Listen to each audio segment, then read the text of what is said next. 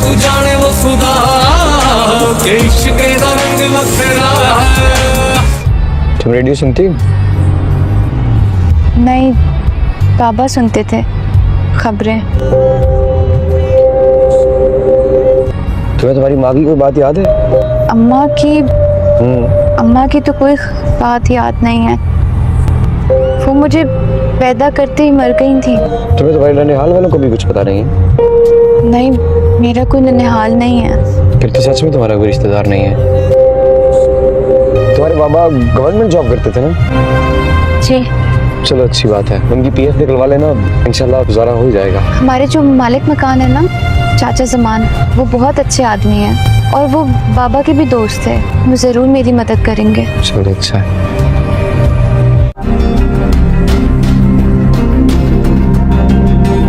मेरा मसला है, प्लीज जाके सो जाए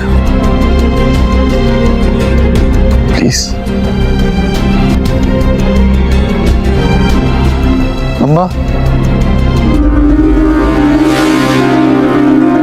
क्या आपको पता है आशिक अली और उसकी बेटी कहाँ है? खुदा के लिए बादशाह, उसे ढूंढने की भी कोशिश ना करना। अगर वो यहाँ आ गया तो खानदान में हमारी इज्जत का जनाजा निकल जाएगा।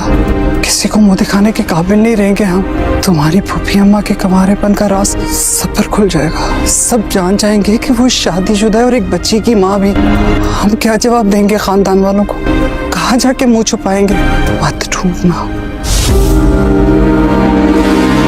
खुदा के लिए। ये वजारत के पेचो हम तो तुम समझते ही रहोगे, लेकिन याद रखना, अगर खानदान का कोई भी फर्द तुम्हारे पास काम लेकर आया ना, तो उसे फौकियत देनी है। नहीं बाबा, मैं हल्फ उठा चुका हूँ कि मैं अपने किसी भी रिश्तेदार को फौकियत नहीं दूंगा। ये सरकारी हल्फ महज दिखावा होते हैं। इन हल्फ पे कभी किसी को अमल करते हुए देखा है तुमने? ये कोई हमारे खानदान का रिवाज तो नहीं जिसे बदला ना जा सके। मैं सरकार का हिस्सा हूँ और जो मैंने हल्फ उठाया है वो ज्यादा ताकतवर है मेरे खानदानी रिवायात और रिवाज से। अच्छा ठीक है। हमें वजारत से मतलब था जो अल्लाह ने हमें दिलवा दी। अब तुम्हारी मर्जी है कि जैसे तुम इस वजारत को चलाओ। अल्लाह ने हमारी इज्जत रख ली। वैसे वो आपको पता ना, डॉक्टर एक जनाजा लेकर आया था। किसका जनाजा? पता नहीं, कोई मरीज था, उसका जनाजा लाया था और अब उसकी बेटी के साथ है वो। क्या हुआ? क्या नाम था उस शख्स का जिसका जनाजा आया था? कहाँ खो गए? बड़े सरकार, खुर्शीद बीवी आपको बुला रही हैं। लो, अभी मुसीबत आई खड़ी है। हो ना हो, ये राज खुल गया है और बादशाह मेरी बेबसी का तमाशा देख रहा है। सुंदरी के पास रहने के लिए कोई जगह नहीं है। बेचारी बिल्कुल अकेली हो चुकी है। गुलाम इसे जहादात से छुपाते हुए लाजो अम्मा के साय में अपने छोटे से क्वार्टर में रख लेता है। अगले दिन बादशाह गुलाम से मिलने आ पहुंचता है। इसके जहन में वही सवाल गर्दिश कर रहा होता है कि जिस शख्स को गुलाम ने अपने हाथों से दफनाया वो आखिर था कौन। बादशाह सीधा पूछ लेता है। यहाँ गुलाम सारा सच बता देता है। वो आदमी कौन था, हालात क्या थे और कैसे इसकी बेटी अब इसके साथ रह रही है। जब गुलाम सरसरी अंदाज में कह देता है कि इस आदमी की बेटी बहुत खूबसूरत है तो बादशाह के दिल में फ़ौरन तजस्सुस पैदा हो जाता है। वो कहता है, मैं इस लड़की का चेहरा देखना चाहता हूँ। गुलाम भला बादशाह की बात कैसे टाल सकता है, इसलिए खामोशी से मान जाता है। लेकिन जैसे ही बादशाह क्वार्टर में जाकर सुंदरी का चेहरा देखता है, इसके होश उड़ जाते हैं। ये कोई और नहीं बल्कि वही लड़की है जिसे बादशाह दिल से पसंद करता है। इससे पहले कि सुंदरी इसका चेहरा देख पाती, बादशाह फ़ौरन मुंह दूसरी तरफ कर लेता है और बगैर कुछ कहे वहाँ से निकल जाता है। इसके जहन में सिर्फ एक सवाल होता है, ये लड़की गुलाम के क्वार्टर में क्या कर रही है। बादशाह सीधा खुर्शीद बीवी के पास पहुंचता है और कहता है, जिस लड़की से मैं मोहब्बत करता हूँ वो गुलाम के क्वार्टर में रहती है।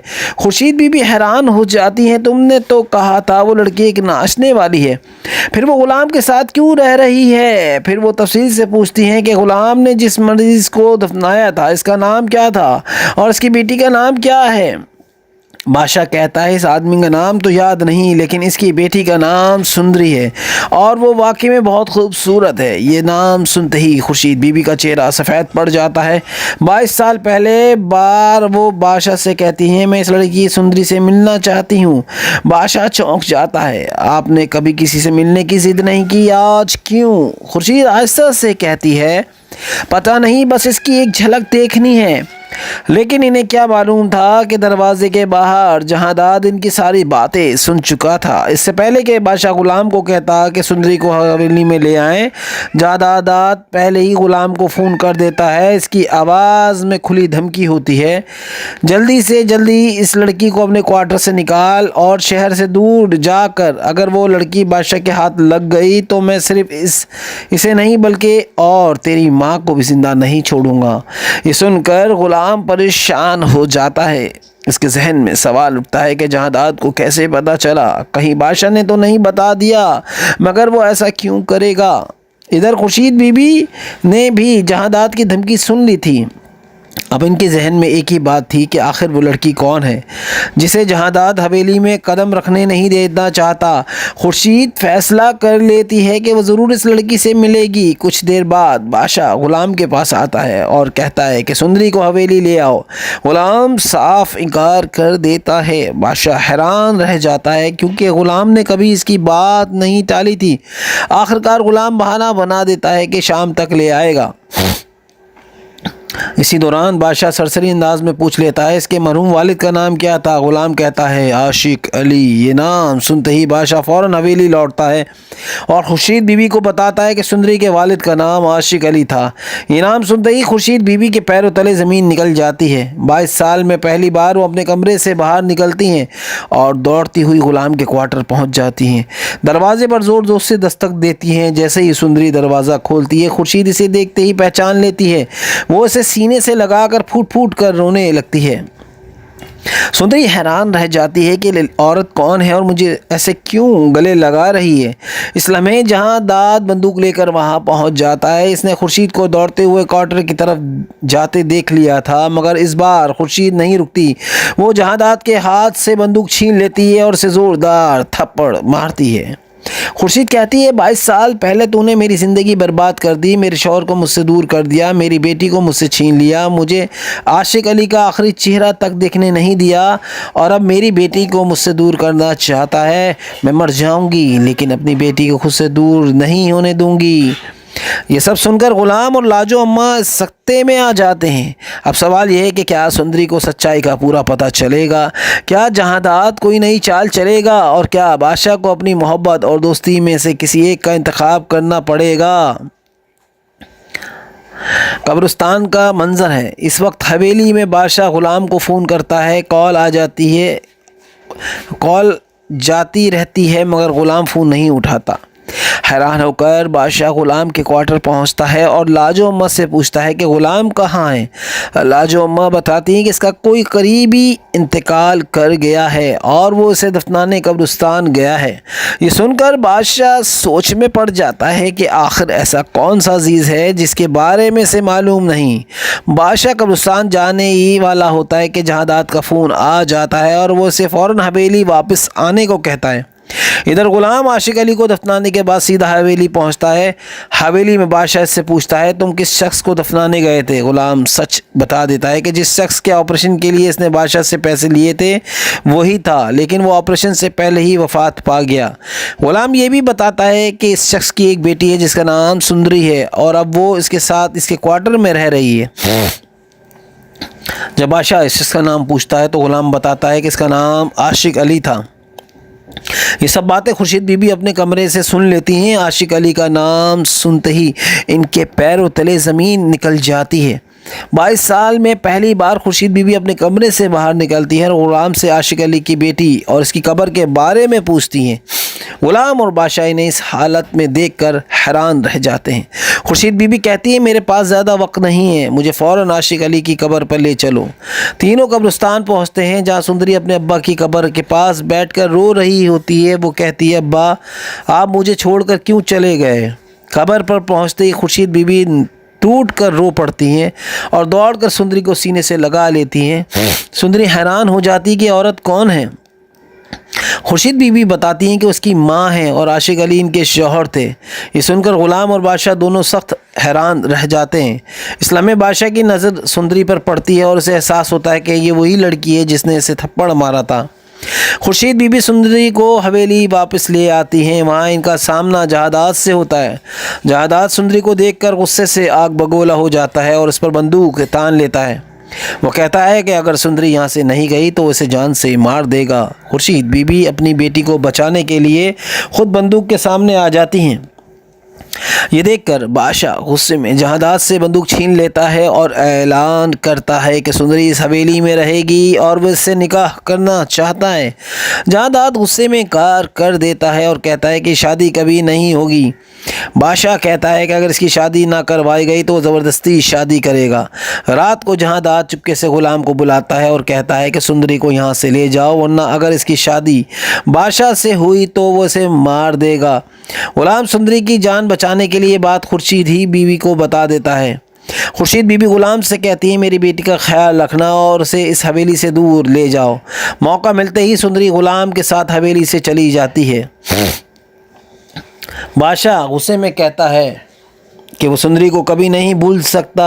वो कसम खाता है कि ग़ुलाम को ज़िंदा नहीं छोड़ेगा और पूछता है कि इसकी हिम्मत कैसे हुई सुंदरी को उससे दूर करने की। अब सवाल ये है कि क्या बादशाह वाकई ग़ुलाम को ढूंढ लेगा? क्या सुंदरी कभी सच जान पाएगी? क्या जहादात की चाल कामयाब हो पाएगी?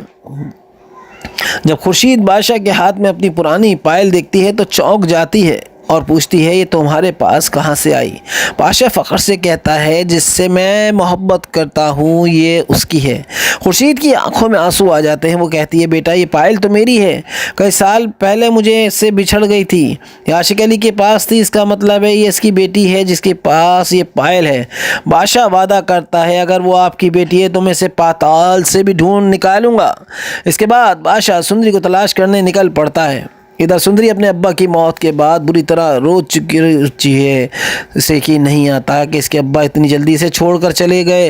रोते रोते वो होश खोने लगती है तो ग़ुलाम इसे संभालता है, हौसला देता है और कहता है मत रो, सब बेहतर हो जाएगा। सुंदरी रोते हुए ग़ुलाम का हाथ पकड़ लेती है। ग़ुलाम अपने हाथ से इसे खाना खिलाता है और एक करीबी रिश्तेदार की तरह इसका ख्याल रखता है। हवेली में एक अजीब तूफ़ान बर्पा हो जाता है। हकीकत जानने के बाद बादशाह अपने ही अब्बा जहादात के ख़िलाफ़ खड़ा हो जाता है। वो कहता है आपने फुप्पो के साथ अच्छा नहीं किया, इनकी बेटी को भी इनसे मिलने से पहले जुदा कर दिया, लेकिन अब मैं इसे हर हाल में ढूंढ निकालूंगा और आपको इस बात की सज़ा भी मिलेगी। ये सुनकर जहादात घबरा जाते हैं। फ़ौरन ग़ुलाम को फ़ोन करके धमकी देते हैं आइंदा सुंदरी यहाँ नज़र आई तो तुम लोग भी यहाँ से चले जाओगे, वरना अंजाम अच्छा नहीं होगा। आखिरकार बादशाह सुंदरी को ढूंढ लेता है। वो उसके पास जाकर कहता है सुंदरी तुम्हारी अम्मी ज़िंदा हैं और वो कोई और नहीं बल्कि मेरी फुप्पो खुर्शीद हैं। लेकिन सुंदरी को यकीन नहीं आता। इसे लगता है कि ये कोई नई चाल है। अपनी बात पर यकीन दिलाने के लिए बादशाह बंदूक निकालता है और हवा में फायर कर देता है ताकि सुंदरी संजीदगी समझ सके। इस दौरान ग़ुलाम वहाँ पहुँच जाता है और पूछता है क्या हुआ बादशाह? बादशाह सच बताता है। ग़ुलाम कहता है सुंदरी बादशाह बिल्कुल ठीक कह रहा है, इसने आज तक किसी से झूठ नहीं बोला। ग़ुलाम की बात पर सुंदरी यकीन कर लेती है और हवेली वापस आ जाती है। खुर्शीद अपनी बेटी को इतना बड़ा देखकर जज्बाती हो जाती हैं। वो उसे गले लगाकर कहती हैं तुम मेरे आशिक अली की आखिरी निशानी हो। फिर इसे अपने कमरे में ले जाती हैं। बादशाह सबके सामने ऐलान कर देता है मेरी सुंदरी से शादी करूंगा। ये सुनकर जहादात गुस्से में आ जाते हैं और कहते हैं तुम्हें पता भी है वो कौन है, मगर बादशाह नहीं मानता। जहादात एक बड़ी चाल चलते हैं। वो अकेले में ग़ुलाम को बुलाकर कहते हैं तुम सुंदरी से शादी करके इसे यहाँ से ले जाओ, वरना मैं तुम दोनों की जान ले लूँगा। मजबूर होकर ग़ुलाम रात को सुंदरी को लेकर निकलता है। सुंदरी भी ग़ुलाम से मोहब्बत करती है और बादशाह से शादी नहीं करना चाहती। मगर रास्ते में बादशाह इन्हें देख लेता है। वो फ़ौरन गाड़ी रोककर सुंदरी को ज़बरदस्ती अपनी गाड़ी में बिठा लेता है और वापस घर ले आता है। गुलाम भी पीछे आ जाता है। पहली बार सुंदरी जानदाद के सामने आती है और शेरनी की तरह धाड़ती है, मेरे बाप के कातिल हो तुम। जब जानदाद इसके बाप के ख़िलाफ़ बातें करते हैं तो सुंदरी बादशाह की बंदूक छीन कर सीधा जानदाद पर तान देती है और ट्रिगर दबा देती है। गोली सीधी जानदाद को लगती है। इन्हें अस्पताल ले जाया जाता है मगर डॉक्टर बाहर आकर बताते हैं कि हम इन्हें बचा नहीं सके। सुंदरी के पास रहने के लिए कोई जगह नहीं है। बेचारी बिल्कुल अकेली हो चुकी है। गुलाम इसे जहादात से छुपाते हुए लाजो अम्मा के साय में अपने छोटे से क्वार्टर में रख लेता है। अगले दिन बादशाह गुलाम से मिलने आ पहुंचता है। इसके जहन में वही सवाल गर्दिश कर रहा होता है कि जिस शख्स को गुलाम ने अपने हाथों से दफनाया वो आखिर था कौन। बादशाह सीधा पूछ लेता है। यहाँ गुलाम सारा सच बता देता है। वो आदमी कौन था, हालात क्या थे और कैसे इसकी बेटी अब इसके साथ रह रही है। जब गुलाम सरसरी अंदाज में कह देता है कि इस आदमी की बेटी बहुत खूबसूरत है तो बादशाह के दिल में फ़ौरन तजस्सुस पैदा हो जाता है। वो कहता है, मैं इस लड़की का चेहरा देखना चाहता हूँ। गुलाम भला बादशाह की बात कैसे टाल सकता है, इसलिए खामोशी से मान जाता है। लेकिन जैसे ही बादशाह क्वार्टर में जाकर सुंदरी का चेहरा देखता है इसके होश उड़ जाते हैं। ये कोई और नहीं बल्कि वही लड़की है जिसे बादशाह दिल से पसंद करता है। इससे पहले कि सुंदरी इसका चेहरा देख पाती बादशाह फ़ौरन मुंह दूसरी तरफ कर लेता है और बग़ैर कुछ कहे वहाँ से निकल जाता है। इसके जहन में सिर्फ एक सवाल होता है, ये लड़की गुलाम के क्वार्टर में क्या कर रही है। बादशाह सीधा खुर्शीद बीवी के पास पहुंचता है और कहता है, जिस लड़की से मैं मोहब्बत करता हूँ वो गुलाम के क्वार्टर में रहती है। खुर्शीद बीवी हैरान हो जाती है, तुमने तो कहा था वो लड़की एक नाचने वाली है, फिर वो गुलाम के साथ क्यों रह रही है। फिर वो तफसील से पूछती हैं कि गुलाम ने जिस मरीज़ को दफनाया था इसका नाम क्या था और इसकी बेटी का नाम क्या है। बादशाह कहता है, इस आदमी का नाम तो याद नहीं लेकिन इसकी बेटी का नाम सुंदरी है और वो वाकई में बहुत खूबसूरत है। ये नाम सुनते ही खुर्शीद बीबी का चेहरा सफ़ेद पड़ जाता है। 22 साल पहले बार वो बादशाह से कहती हैं, मैं इस लड़की सुंदरी से मिलना चाहती हूँ। बादशाह चौंक जाता है, आपने कभी किसी से मिलने की ज़िद नहीं की, आज क्यों। खुर्शीद आहिस्ता से कहती है, पता नहीं, बस इसकी एक झलक देखनी है। लेकिन इन्हें क्या मालूम था कि दरवाजे के बाहर जहादाद इनकी सारी बातें सुन चुका था। इससे पहले कि बादशाह गुलाम को कहता कि सुंदरी को हवेली में ले आएं, जहादाद पहले ही गुलाम को फ़ोन कर देता है। इसकी आवाज़ में खुली धमकी होती है, जल्दी से जल्दी इस लड़की को अपने क्वार्टर से निकाल और शहर से दूर जाकर अगर वो लड़की बादशाह के हाथ लग गई तो मैं सिर्फ इसे नहीं बल्कि और तेरी माँ को भी जिंदा नहीं छोड़ूंगा। ये सुनकर गुलाम परेशान हो जाता है। इसके जहन में सवाल उठता है कि जहादाद को कैसे पता चला, कहीं बादशाह ने तो नहीं बता दिया, मगर वो ऐसा क्यों करेगा। इधर खुर्शीद बीबी ने भी जहादाद की धमकी सुन ली थी। अब इनके जहन में एक ही बात थी कि आखिर वो लड़की कौन है जिसे जहादाद हवेली में कदम रखने नहीं देना चाहता। खुर्शीद फैसला कर लेती है कि वो ज़रूर इस लड़की से मिलेगी। कुछ देर बाद बादशाह गुलाम के पास आता है और कहता है कि सुंदरी को हवेली ले आओ। गुलाम साफ इनकार कर देता है। बादशाह हैरान रह जाता है क्योंकि गुलाम ने कभी इसकी बात नहीं टाली थी। आखिरकार गुलाम बहाना बना देता है कि शाम तक ले आएगा। इसी दौरान बादशाह सरसरी अंदाज में पूछ लेता है, इसके मरहूम वालिद का नाम क्या था। गुलाम कहता है, आशिक अली। ये नाम सुनते ही बादशाह फ़ौरन हवेली लौटता है और खुर्शीद बीवी को बताता है कि सुंदरी के वालिद का नाम आशिक अली था। ये नाम सुनते ही खुर्शीद बीवी के पैरों तले ज़मीन निकल जाती है। 22 साल में पहली बार वो अपने कमरे से बाहर निकलती हैं और दौड़ती हुई गुलाम के क्वार्टर पहुँच जाती हैं। दरवाजे पर ज़ोर ज़ोर से दस्तक देती हैं। जैसे ही सुंदरी दरवाज़ा खोलती है खुर्शीद इसे देखते ही पहचान लेती है। वो इसे सीने से लगाकर फूट फूट कर रोने लगती है। सुंदरी हैरान रह जाती है कि औरत कौन है और मुझे ऐसे क्यों गले लगा रही है। इस लम्हे जहादाद बंदूक लेकर वहां पहुंच जाता है। इसने खुर्शीद को दौड़ते हुए क्वार्टर की तरफ जाते देख लिया था, मगर इस बार खुर्शीद नहीं रुकती। वो जहादाद के हाथ से बंदूक छीन लेती है और उसे ज़ोरदार थप्पड़ मारती है। खुर्शीद कहती है 22 साल पहले तूने मेरी ज़िंदगी बर्बाद कर दी, मेरे शौहर को मुझसे दूर कर दिया, मेरी बेटी को मुझसे छीन लिया, मुझे आशिक अली का आखिरी चेहरा तक देखने नहीं दिया और अब मेरी बेटी को मुझसे दूर करना चाहता है। मैं मर जाऊंगी लेकिन अपनी बेटी को खुद से दूर नहीं होने दूंगी।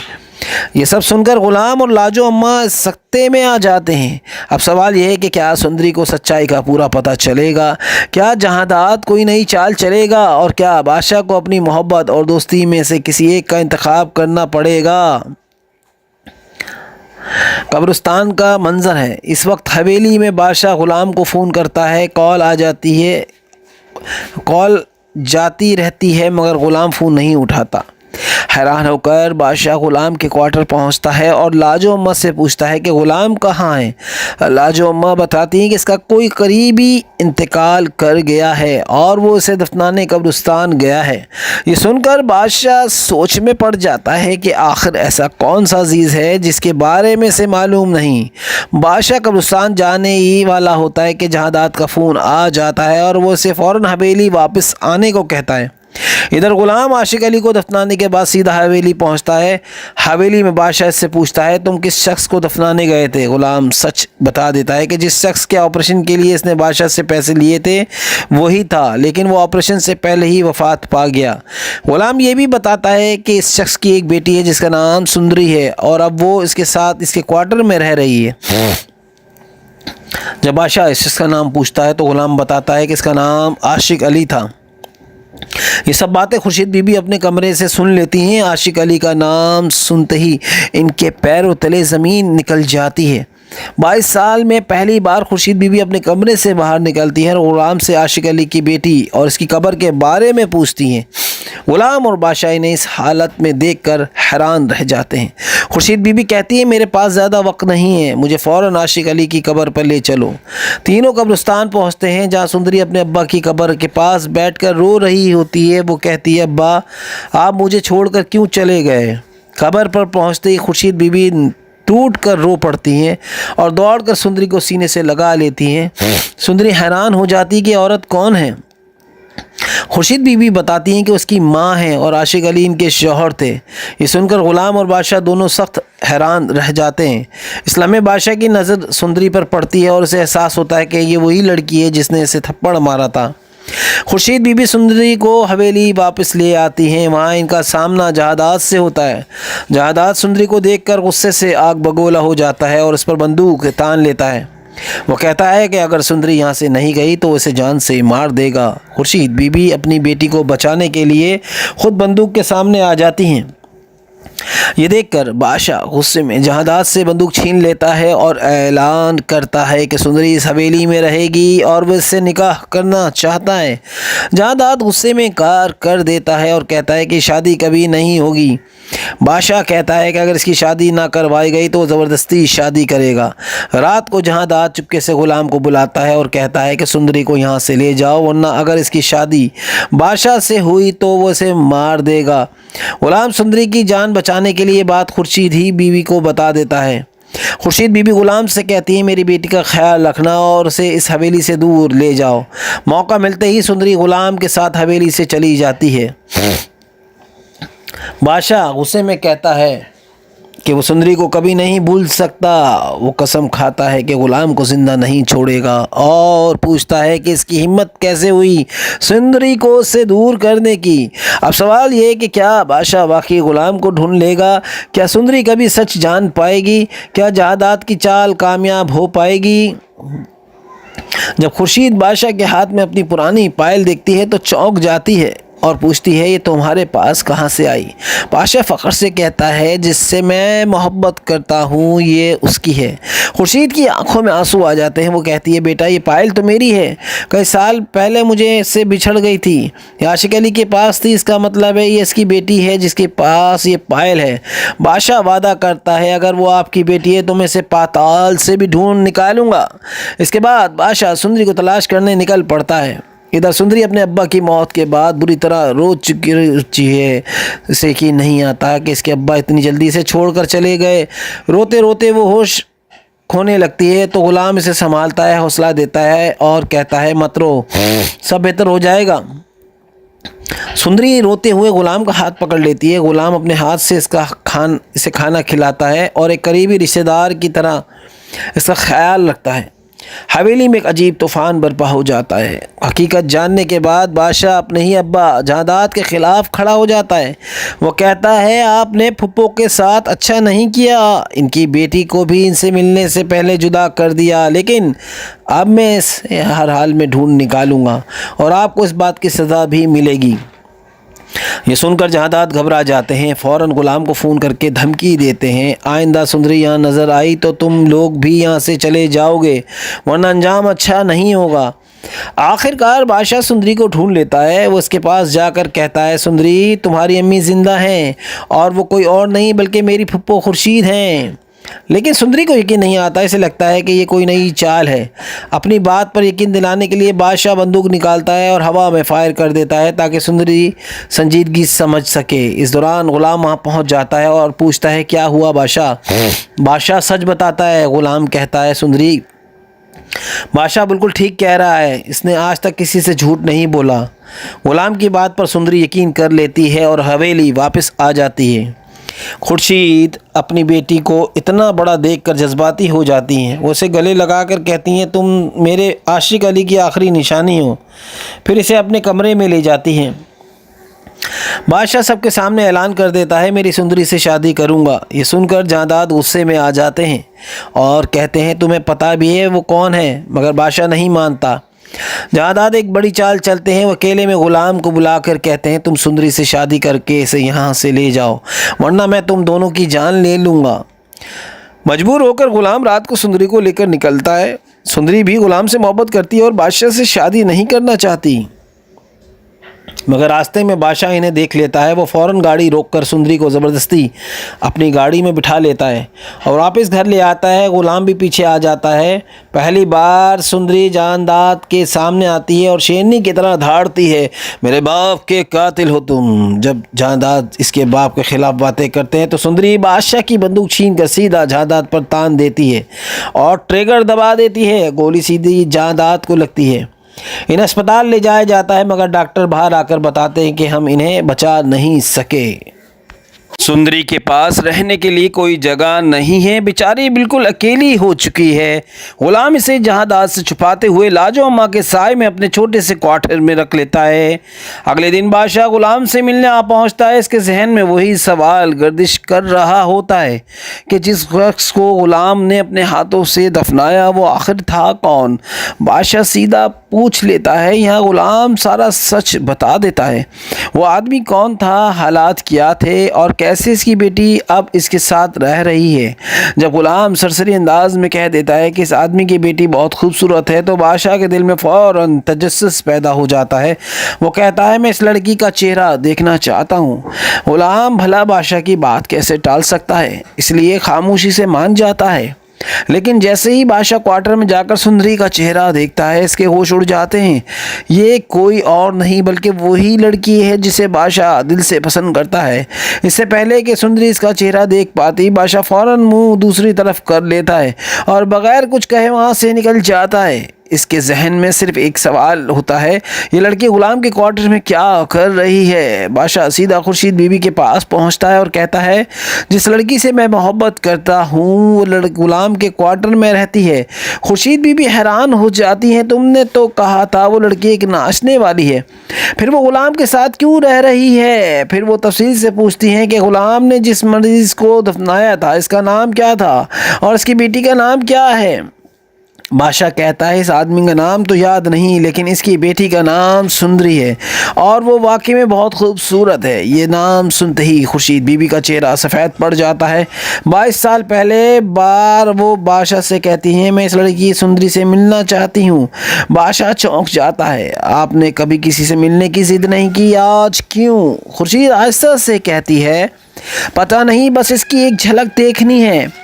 लेकिन इन्हें क्या मालूम था कि दरवाजे के बाहर जहांदाद इनकी सारी बातें सुन चुका था। इससे पहले कि बादशाह गुलाम को कहता कि सुंदरी को हवेली में ले आएं, जहांदाद पहले ही गुलाम को फ़ोन कर देता है। इसकी आवाज़ में खुली धमकी होती है, जल्दी से जल्दी इस लड़की को अपने क्वार्टर से निकाल और शहर से दूर जाकर अगर वो लड़की बादशाह के हाथ लग गई तो मैं सिर्फ इसे नहीं बल्कि और तेरी माँ को भी जिंदा नहीं छोड़ूंगा।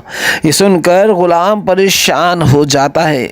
इसके जहन में सवाल उठता है कि जहांदाद को कैसे पता चला, कहीं बादशाह ने तो नहीं बता दिया, मगर वो ऐसा क्यों करेगा।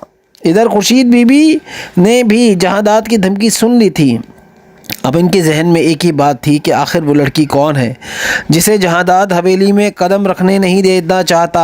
खुर्शीद फैसला कर लेती है कि वो ज़रूर इस लड़की से मिलेगी। कुछ देर बाद बादशाह गुलाम के पास आता है और कहता है कि सुंदरी को हवेली ले आओ। गुलाम साफ इनकार कर देता है। बादशाह हैरान रह जाता है क्योंकि गुलाम ने कभी इसकी बात नहीं टाली थी। आखिरकार गुलाम बहाना बना देता है कि शाम तक ले आएगा। इसी दौरान बादशाह सरसरी अंदाज में पूछ लेता है इसके मरहूम वालिद का नाम क्या था। गुलाम कहता है आशिक अली। ये नाम सुनते ही बादशाह फ़ौरन हवेली लौटता है और खुर्शीद बीबी को बताता है कि सुंदरी के वालिद का नाम आशिक अली था। ये नाम सुनते ही खुर्शीद बीबी के पैरों तले ज़मीन निकल जाती है। 22 साल में पहली बार वो अपने कमरे से बाहर निकलती हैं और दौड़ती हुई गुलाम के क्वार्टर पहुँच जाती हैं। दरवाजे पर ज़ोर ज़ोर से दस्तक देती हैं। जैसे ही सुंदरी दरवाज़ा खोलती है, खुर्शीद इसे देखते ही पहचान लेती है। वो इसे सीने से लगाकर फूट फूट कर रोने लगती है। सुंदरी हैरान रह जाती है कि औरत कौन है और मुझे ऐसे क्यों गले लगा रही है। इस लम्हे जहांदाद बंदूक लेकर वहां पहुंच जाता है। इसने खुर्शीद को दौड़ते हुए क्वार्टर की तरफ जाते देख लिया था, मगर इस बार खुर्शीद नहीं रुकती। वो जहांदाद के हाथ से बंदूक छीन लेती है और उसे ज़ोरदार थप्पड़ मारती है। खुर्शीद कहती है 22 साल पहले तूने मेरी ज़िंदगी बर्बाद कर दी, मेरे शौहर को मुझसे दूर कर दिया, मेरी बेटी को मुझसे छीन लिया, मुझे आशिक अली का आखिरी चेहरा तक देखने नहीं दिया और अब मेरी बेटी को मुझसे दूर करना चाहता है। मैं मर जाऊंगी लेकिन अपनी बेटी को खुद से दूर नहीं होने दूंगी। ये सब सुनकर गुलाम और लाजो अम्मा सख्ते में आ जाते हैं। अब सवाल यह है कि क्या सुंदरी को सच्चाई का पूरा पता चलेगा, क्या जहांदाद कोई नई चाल चलेगा और क्या बादशाह को अपनी मोहब्बत और दोस्ती में से किसी एक का इंतखाब करना पड़ेगा। कब्रिस्तान का मंजर है। इस वक्त हवेली में बादशाह गुलाम को फ़ोन करता है। कॉल आ जाती है, कॉल जाती रहती है मगर गुलाम फ़ोन नहीं उठाता। हैरान होकर बादशाह गुलाम के क्वार्टर पहुंचता है और लाजो अम्मा से पूछता है कि गुलाम कहाँ है। लाजो अम्मा बताती हैं कि इसका कोई करीबी इंतकाल कर गया है और वो इसे दफनाने कब्रिस्तान गया है। ये सुनकर बादशाह सोच में पड़ जाता है कि आखिर ऐसा कौन सा अजीज़ है जिसके बारे में से मालूम नहीं। बादशाह कब्रिस्तान जाने ही वाला होता है कि जहांदाद का फ़ोन आ जाता है और वो इसे फ़ौरन हवेली वापस आने को कहता है। इधर गुलाम आशिक अली को दफनाने के बाद सीधा हवेली पहुंचता है। हवेली में बादशाह से पूछता है तुम किस शख्स को दफनाने गए थे। गुलाम सच बता देता है कि जिस शख्स के ऑपरेशन के लिए इसने बादशाह से पैसे लिए थे वही था, लेकिन वो ऑपरेशन से पहले ही वफात पा गया। गुलाम ये भी बताता है कि इस शख्स की एक बेटी है जिसका नाम सुंदरी है और अब वो इसके साथ इसके क्वार्टर में रह रही है। जब बादशाह इस शख्स का नाम पूछता है तो गुलाम बताता है कि इसका नाम आशिक अली था। ये सब बातें खुर्शीद बीबी अपने कमरे से सुन लेती हैं। आशिक अली का नाम सुनते ही इनके पैरों तले ज़मीन निकल जाती है। 22 साल में पहली बार खुर्शीद बीबी अपने कमरे से बाहर निकलती है और गुलाम से आशिक अली की बेटी और इसकी कब्र के बारे में पूछती हैं। गुलाम और बादशाह इन्हें इस हालत में देखकर हैरान रह जाते हैं। खुर्शीद बीबी कहती है मेरे पास ज़्यादा वक्त नहीं है, मुझे फ़ौरन आशिक अली की कब्र पर ले चलो। तीनों कब्रिस्तान पहुंचते हैं जहां सुंदरी अपने अब्बा की कब्र के पास बैठकर रो रही होती है। वो कहती है अब्बा आप मुझे छोड़कर क्यों चले गए। कब्र पर पहुँचते ही खुर्शीद बीबी टूट कर रो पड़ती हैं और दौड़कर सुंदरी को सीने से लगा लेती हैं। सुंदरी हैरान हो जाती है कि औरत कौन है। खुर्शीद बीबी बताती हैं कि उसकी माँ है और आशिक अली इनके शौहर थे। ये सुनकर गुलाम और बादशाह दोनों सख्त हैरान रह जाते हैं। इस लम्हे बादशाह की नज़र सुंदरी पर पड़ती है और उसे एहसास होता है कि ये वही लड़की है जिसने इसे थप्पड़ मारा था। खुर्शीद बीबी सुंदरी को हवेली वापस ले आती हैं। वहाँ इनका सामना जहांदाद से होता है। जहांदाद सुंदरी को देखकर गुस्से से आग बगोला हो जाता है और उस पर बंदूक तान लेता है। वो कहता है कि अगर सुंदरी यहाँ से नहीं गई तो उसे जान से मार देगा। खुर्शीद बीवी अपनी बेटी को बचाने के लिए खुद बंदूक के सामने आ जाती हैं। ये देखकर बादशाह गुस्से में जहादात से बंदूक छीन लेता है और ऐलान करता है कि सुंदरी इस हवेली में रहेगी और वह इससे निकाह करना चाहता है। जहादात गुस्से में कार कर देता है और कहता है कि शादी कभी नहीं होगी। बादशाह कहता है कि अगर इसकी शादी ना करवाई गई तो ज़बरदस्ती शादी करेगा। रात को जहादात चुपके से ग़ुलाम को बुलाता है और कहता है कि सुंदरी को यहाँ से ले जाओ, वरना अगर इसकी शादी बादशाह से हुई तो वो इसे मार देगा। ग़ुलाम सुंदरी की जान बचाने के लिए बात खुर्शीद ही बीवी को बता देता है। खुर्शीद बीबी ग़ुलाम से कहती है मेरी बेटी का ख्याल रखना और उसे इस हवेली से दूर ले जाओ। मौका मिलते ही सुंदरी ग़ुलाम के साथ हवेली से चली जाती है। बादशाह गुस्से में कहता है कि वो सुंदरी को कभी नहीं भूल सकता। वो कसम खाता है कि ग़ुलाम को ज़िंदा नहीं छोड़ेगा और पूछता है कि इसकी हिम्मत कैसे हुई सुंदरी को उससे दूर करने की। अब सवाल ये है कि क्या बादशाह वाकई ग़ुलाम को ढूंढ लेगा? क्या सुंदरी कभी सच जान पाएगी? क्या जहादात की चाल कामयाब हो पाएगी? जब खुर्शीद बादशाह के हाथ में अपनी पुरानी पायल देखती है तो चौंक जाती है और पूछती है ये तुम्हारे पास कहाँ से आई? बादशाह फ़ख्र से कहता है जिससे मैं मोहब्बत करता हूँ ये उसकी है। खुर्शीद की आंखों में आंसू आ जाते हैं। वो कहती है बेटा ये पायल तो मेरी है, कई साल पहले मुझे इससे बिछड़ गई थी, ये आशिक अली के पास थी, इसका मतलब है ये इसकी बेटी है जिसके पास ये पायल है। बादशाह वादा करता है अगर वो आपकी बेटी है तो मैं इसे पाताल से भी ढूंढ निकालूंगा। इसके बाद बादशाह सुंदरी को तलाश करने निकल पड़ता है। इधर सुंदरी अपने अब्बा की मौत के बाद बुरी तरह रो चुकी है। इसे यकीन नहीं आता कि इसके अब्बा इतनी जल्दी से छोड़कर चले गए। रोते रोते वो होश खोने लगती है तो ग़ुलाम इसे संभालता है, हौसला देता है और कहता है मत रो, सब बेहतर हो जाएगा। सुंदरी रोते हुए ग़ुलाम का हाथ पकड़ लेती है। ग़ुलाम अपने हाथ से इसे खाना खिलाता है और एक करीबी रिश्तेदार की तरह इसका ख्याल रखता है। हवेली में एक अजीब तूफ़ान बर्पा हो जाता है। हकीकत जानने के बाद बादशाह अपने ही अब्बा जहादात के ख़िलाफ़ खड़ा हो जाता है। वो कहता है आपने फुप्पो के साथ अच्छा नहीं किया, इनकी बेटी को भी इनसे मिलने से पहले जुदा कर दिया, लेकिन अब मैं इसे हर हाल में ढूंढ निकालूंगा और आपको इस बात की सज़ा भी मिलेगी। ये सुनकर जहादात घबरा जाते हैं। फ़ौरन ग़ुलाम को फ़ोन करके धमकी देते हैं आइंदा सुंदरी यहाँ नज़र आई तो तुम लोग भी यहाँ से चले जाओगे, वरना अंजाम अच्छा नहीं होगा। आखिरकार बादशाह सुंदरी को ढूंढ लेता है। वो उसके पास जाकर कहता है सुंदरी तुम्हारी अम्मी ज़िंदा हैं और वो कोई और नहीं बल्कि मेरी फुप्पो खुर्शीद हैं। लेकिन सुंदरी को यकीन नहीं आता। इसे लगता है कि ये कोई नई चाल है। अपनी बात पर यकीन दिलाने के लिए बादशाह बंदूक निकालता है और हवा में फायर कर देता है ताकि सुंदरी संजीदगी समझ सके। इस दौरान ग़ुलाम वहाँ पहुँच जाता है और पूछता है क्या हुआ बादशाह? बादशाह सच बताता है। ग़ुलाम कहता है सुंदरी बादशाह बिल्कुल ठीक कह रहा है, इसने आज तक किसी से झूठ नहीं बोला। ग़ुलाम की बात पर सुंदरी यकीन कर लेती है और हवेली वापस आ जाती है। खुर्शीद अपनी बेटी को इतना बड़ा देखकर जज्बाती हो जाती हैं। वो उसे गले लगाकर कहती हैं तुम मेरे आशिक अली की आखिरी निशानी हो। फिर इसे अपने कमरे में ले जाती हैं। बादशाह सबके सामने ऐलान कर देता है मेरी सुंदरी से शादी करूंगा। ये सुनकर जहादात गुस्से में आ जाते हैं और कहते हैं तुम्हें पता भी है वो कौन है, मगर बादशाह नहीं मानता। जहादात एक बड़ी चाल चलते हैं। वो अकेले में ग़ुलाम को बुलाकर कहते हैं तुम सुंदरी से शादी करके इसे यहाँ से ले जाओ, वरना मैं तुम दोनों की जान ले लूँगा। मजबूर होकर ग़ुलाम रात को सुंदरी को लेकर निकलता है। सुंदरी भी ग़ुलाम से मोहब्बत करती है और बादशाह से शादी नहीं करना चाहती, मगर रास्ते में बादशाह इन्हें देख लेता है। वो फ़ौरन गाड़ी रोककर सुंदरी को ज़बरदस्ती